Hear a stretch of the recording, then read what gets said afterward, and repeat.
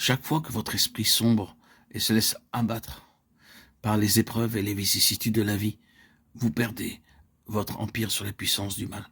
C'est-à-dire que vous êtes dominé par elles au lieu de demeurer au-dessus d'elles en Dieu.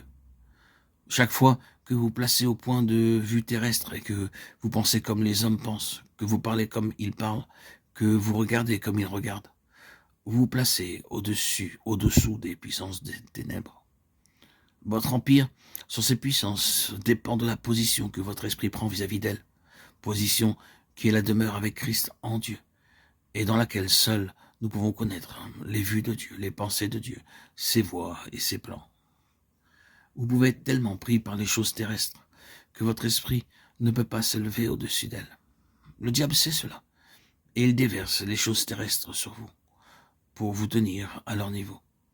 Alors vous sombrez et vous ne pouvez plus vous élever au-dessus d'elles quand vient le combat. Si vous devez être vainqueur, il faut qu'il y ait quelque chose à vaincre. Et chaque fois que vous êtes victorieux sur un point, cela entraîne nécessairement une victoire plus importante dans la prochaine attaque. Aussi, si vous êtes victorieux aujourd'hui, vous aurez demain quelque chose de plus grand à vaincre. À chaque épreuve, ou bien vous vous enfoncerez, serez battu, ou bien vous vous élèverez dans l'esprit de victoire. Et alors, c'est la vie de Christ victorieuse, manifestée dans votre esprit, qui vous fait faire ce pas en avant.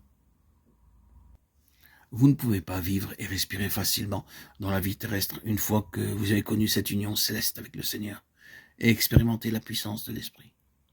Vous ne pourrez plus jamais supporter la vie d'en bas. Vous en serez suffoqué. C'est la preuve de la force victorieuse de cette vie nouvelle que Dieu a mise en vous. Étant mort selon la chair, oui, il faut que cette mort soit continuelle, car cette division profonde entre l'âme et l'esprit ne se fait pas d'un seul coup.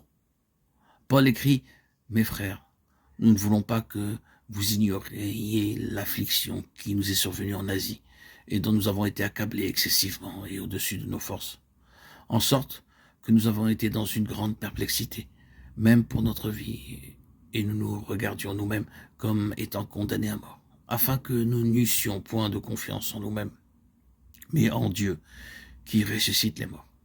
2 Corinthiens 1, 8, 9. Ainsi, Paul, dans le sens spirituel, avait besoin de mourir continuellement selon la chair.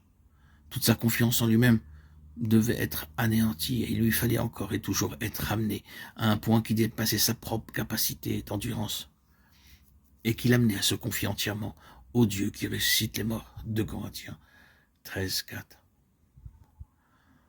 Vous trouverez cette même vérité dans Romains 7, 4. Vous êtes mort à l'égard de la loi pour être à un autre. La mort nous séparant de tout pour produire l'union spirituelle avec le ressuscité. L'un dépend de l'autre. C'est le revêtement du Saint-Esprit que Dieu veut que vous expérimentiez.